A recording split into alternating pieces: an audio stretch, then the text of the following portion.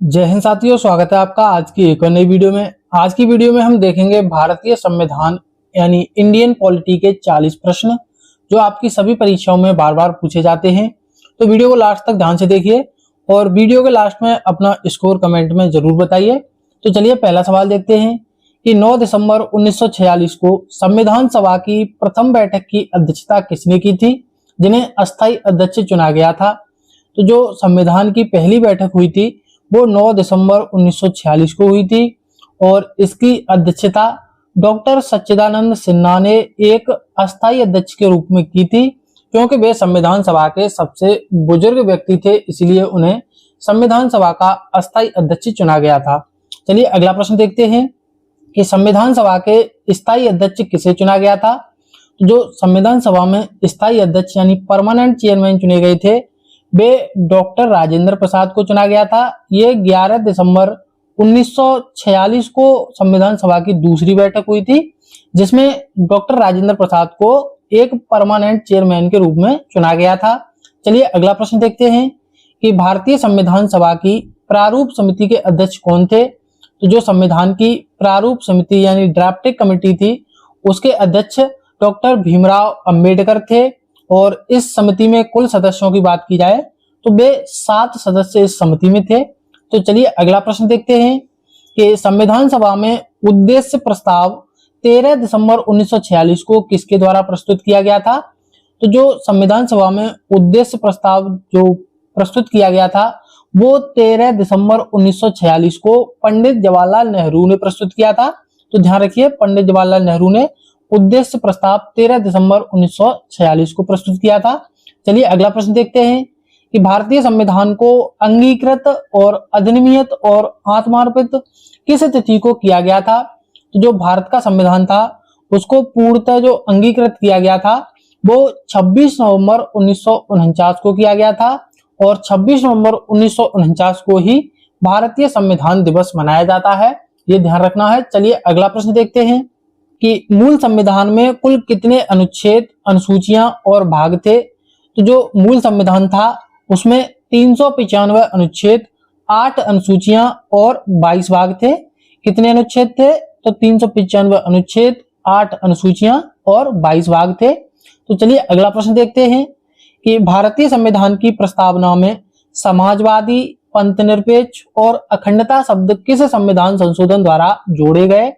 तो जो प्रस्तावना में जो समाजवादी, पंथनिरपेक्ष और ये अखंडता शब्द जोड़े गए थे ये 42वें संविधान संशोधन द्वारा जोड़े गए थे जो कि 1976 में किया गया था। और दोस्तों ध्यान रखिए, इस 42वें संविधान संशोधन को भारत का मिनी संविधान भी कहा जाता है। चलिए अगला प्रश्न देखते हैं कि भारतीय संविधान में मौलिक अधिकार फंडामेंटल राइट्स किस देश के संविधान से लिए गए हैं। तो जो भारतीय संविधान में जो मौलिक अधिकार दिए गए हैं वे यूएसए से यानी संयुक्त राज्य अमेरिका से लिए गए हैं।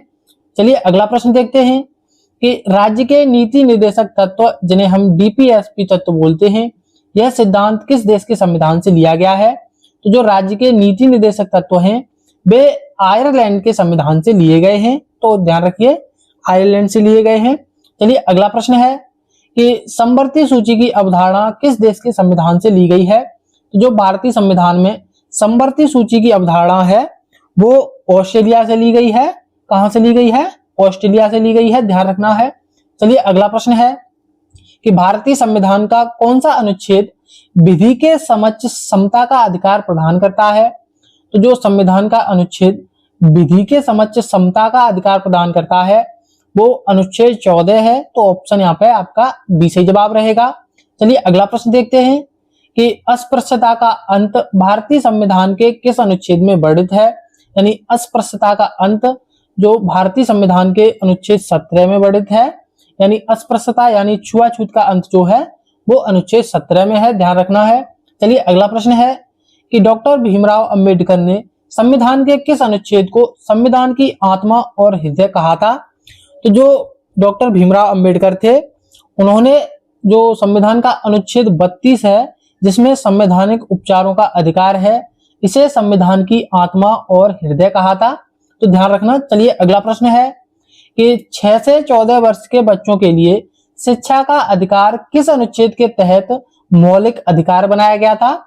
तो जो 6 से लेकर के 14 वर्ष के बच्चे हैं उनके लिए शिक्षा का अधिकार एक मौलिक अधिकार बनाया गया था अनुच्छेद 21A के तहत, ध्यान रखना है। चलिए अगला प्रश्न है कि भारतीय संविधान में मौलिक कर्तव्य किस समिति की सिफारिश पर जोड़े गए थे? तो जो भारतीय संविधान में जो मौलिक कर्तव्य जोड़े गए थे वे स्वर्ण सिंह समिति की सिफारिश पर जोड़े गए थे। किसकी सिफारिश पर? स्वर्ण सिंह समिति की सिफारिश पर। चलिए अगला प्रश्न देखते हैं कि समान नागरिक संहिता का उल्लेख संविधान के किस अनुच्छेद में है? तो जो समान नागरिक संहिता यानी यूसीसी, जिसकी फुल फॉर्म है यूनिफॉर्म सिविल कोड, इसका जो वर्णन है वो ध्यान रखिए अनुच्छेद 44 में है। अनुच्छेद 44 में समान नागरिक संहिता का वर्णन है। चलिए अगला प्रश्न है कि ग्राम पंचायतों के गठन का निर्देश संविधान के किस अनुच्छेद में दिया गया है? तो जो ग्राम पंचायतों के गठन का निर्देश है वो संविधान के अनुच्छेद 40 में दिया गया है, तो ऑप्शन बी सही जवाब रहेगा। चलिए अगला प्रश्न देखते हैं कि भारत का एक राष्ट्रपति होगा, इसका उल्लेख किस अनुच्छेद में है? तो जो भारत का एक राष्ट्रपति होगा इसका उल्लेख अनुच्छेद 52 में है, यानी अनुच्छेद 52 कहता है कि भारत का एक राष्ट्रपति होगा। चलिए अगला प्रश्न है कि राष्ट्रपति पर महाभियोग चलाने की प्रक्रिया का उल्लेख किस अनुच्छेद में है? जो राष्ट्रपति पर महाभियोग चलाने की जो प्रक्रिया है वो अनुच्छेद 61 में है, तो ध्यान रखना है। चलिए अगला प्रश्न देखते हैं कि भारत के राष्ट्रपति को क्षमादान यानी पार्डन प्रदान करने की शक्ति किस अनुच्छेद के अंतर्गत प्राप्त है? तो जो भारत के राष्ट्रपति हैं वो किसी भी अपराधी को, ध्यान रखिए, अनुच्छेद 72 के तहत क्षमादान दे सकते हैं। किस अनुच्छेद के तहत? तो अनुच्छेद 72 के तहत। चलिए अगला प्रश्न है कि संसद के दोनों सदनों की संयुक्त बैठक बुलाने का अधिकार राष्ट्रपति को किस अनुच्छेद के तहत है? जो संसद के दोनों सदनों राज्यसभा और लोकसभा की जो बैठक बुलाई जाती है वो भारत के राष्ट्रपति के द्वारा बुलाई जाती है और ये अनुच्छेद 108 के तहत बुलाई जाती है। और ध्यान रखिए इसकी जो अध्यक्षता की जाती है वो लोकसभा अध्यक्ष के द्वारा की जाती है। ये सवाल भी कई बार पूछा जाता है। तो चलिए अगला प्रश्न देखते हैं कि राष्ट्रपति अध्यादेश जारी करने की शक्ति किस अनुच्छेद के तहत रखते हैं? जो राष्ट्रपति अध्यादेश जारी करने की शक्ति जो रखते हैं वो अनुच्छेद 123 के तहत रखते हैं, तो ऑप्शन यहाँ पे ए सही जवाब हो जाएगा। और दोस्तों ध्यान रखिए जो अनुच्छेद 213 है ये अनुच्छेद राज्यपाल के लिए है। तो चलिए अगला प्रश्न देखते हैं कि राज्यसभा का पदेन सभापति कौन होता है? जो राज्यसभा का पदेन सभापति होता है वो उपराष्ट्रपति होता है, तो ऑप्शन यहाँ पे बी सही जवाब हो जाएगा। और उपराष्ट्रपति के लिए अनुच्छेद 64 है, ध्यान रखना है। चलिए अगला प्रश्न है कि भारत के प्रथम निर्विरोध चुने जाने वाले राष्ट्रपति कौन थे? तो जो भारत के पहले निर्विरोध चुनने वाले जो राष्ट्रपति थे वे नीलम संजीव रेड्डी थे, यानी नीलम संजीव रेड्डी जो भारत के प्रथम निर्विरोध चुने जाने वाले राष्ट्रपति थे, ध्यान रखना है। चलिए अगला प्रश्न है कि भारत में किसी विधेयक को धन विधेयक के रूप में कौन प्रमाणित करता है? तो जो भारत में किसी भी विधेयक को धन विधेयक यानी मनी बिल के रूप में प्रमाणित करता है वो लोकसभा अध्यक्ष करता है और ये अनुच्छेद 110 के तहत किया जाता है। चलिए अगला प्रश्न देखते हैं कि राज्यसभा के सदस्यों का कार्यकाल कितने वर्ष का होता है? जो राज्यसभा के सदस्य होते हैं उनका कार्यकाल 6 वर्ष का होता है और जो लोकसभा के अध्यक्ष होते हैं उनका कार्यकाल 5 वर्ष का होता है। चलिए अगला प्रश्न देखते हैं कि सर्वोच्च न्यायालय यानी सुप्रीम कोर्ट के न्यायाधीशों की सेवानिवृत्ति की आयु कितनी होती है? तो जो सर्वोच्च न्यायालय के न्यायाधीश होते हैं उनकी जो रिटायरमेंट की एज होती है वो 65 वर्ष होती है, तो ऑप्शन यहाँ पे सी सही जवाब हो जाएगा। और वहीं जो हाई कोर्ट के जो न्यायाधीश होते हैं उनकी सेवानिवृत्ति की आयु 62 वर्ष होती है, ये ध्यान रखना है। चलिए अगला प्रश्न देखते हैं कि सर्वोच्च न्यायालय से परामर्श मांगने की राष्ट्रपति की शक्ति किस अनुच्छेद में निहित है? जो सुप्रीम कोर्ट से परामर्श मांगने की राष्ट्रपति की शक्ति है वो अनुच्छेद 143 में निहित है, तो ऑप्शन सी से जवाब हो जाएगा। चलिए अगला प्रश्न देखते हैं कि भारत के प्रथम मुख्य न्यायाधीश कौन थे? तो जो भारत के पहले मुख्य न्यायाधीश थे यानी first chief justice of India way H J Kanhaiya थे, तो ऑप्शन यहाँ ए सही जवाब रहेगा। चलिए अगला प्रश्न देखते हैं कि राज्य के सर्वोच्च कानून अधिकारी महाधिवक्ता की नियुक्ति किस अनुच्छेद के तहत होती है? तो जो राज्य के सर्वोच्च कानून अधिकारी महाधिवक्ता की नियुक्ति होती है वो अनुच्छेद 165 के तहत होती है। तो ऑप्शन यहाँ पे आपका बी सही जवाब रहेगा। और जो भारत के महान्यायवादी की नियुक्ति होती है वो अनुच्छेद 76 के तहत होती है। तो चलिए अगला प्रश्न देखते हैं कि भारत में आपातकाल के कितने प्रकारों का वर्णन है? तो जो भारत में आपातकाल हैं वो 3 प्रकार के आपातकाल हैं, जिसमें पहला है राष्ट्रीय आपातकाल, दूसरा है राष्ट्रपति शासन और तीसरा है वित्तीय आपातकाल। तो कितने प्रकार हैं? 3 प्रकार हैं। चलिए अगला प्रश्न देखते हैं कि भारत में अब तक कितनी बार वित्तीय आपातकाल यानी आर्टिकल 360 लागू किया गया है?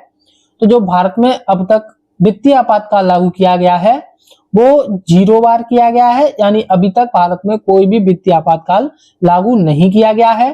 तो चलिए अगला प्रश्न है कि संविधान संशोधन की प्रक्रिया किस अनुच्छेद और किस देश से ली गई है? तो जो भारत के संविधान में जो संशोधन की प्रक्रिया है वो अनुच्छेद 368 के तहत दक्षिण अफ्रीका से ली गई है, यानी अनुच्छेद 368 के तहत भारतीय संविधान में संशोधन किया जा सकता है। चलिए अगला प्रश्न है कि पंचायती राज व्यवस्था को संवैधानिक दर्जा किस संविधान संशोधन अधिनियम द्वारा दिया गया था?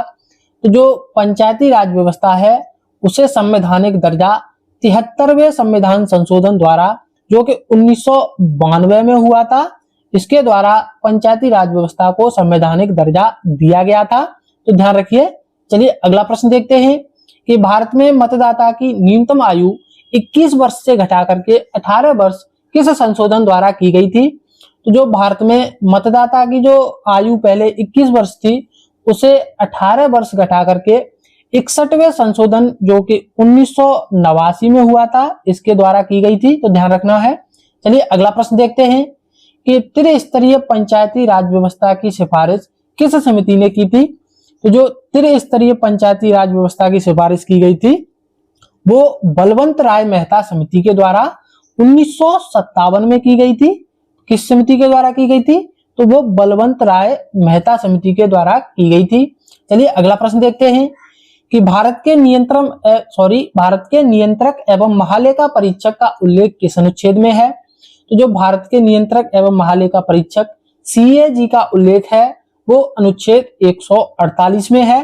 तो चलिए अगला प्रश्न देखते हैं कि भारत में स्वतंत्र एवं निष्पक्ष चुनाव कराने वाले निर्वाचन आयोग का वर्णन किस अनुच्छेद में है?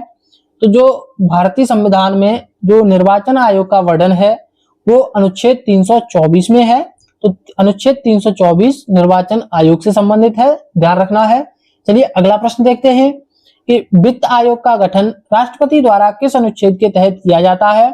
तो जो वित्त आयोग यानी फाइनेंस कमीशन का गठन किया जाता है वो राष्ट्रपति के द्वारा अनुच्छेद 280 के तहत किया जाता है। तो ऑप्शन यहाँ पे आपका बी सही जवाब हो जाएगा। चलिए अगला प्रश्न देखते हैं कि भारतीय संघ की आधिकारिक भाषा हिंदी और लिपि देवनागरी का उल्लेख किस अनुच्छेद में है? तो इस सवाल का जवाब आपको कमेंट बॉक्स में देने का ट्राई करना है। तो उम्मीद करते हैं आपको ये वीडियो पसंद आई होगी। तो ऐसी डेली वीडियो देखने के लिए चैनल को सब्सक्राइब जरूर कर लें। हम मिलेंगे नेक्स्ट वीडियो में, तब तक के लिए जय हिंद।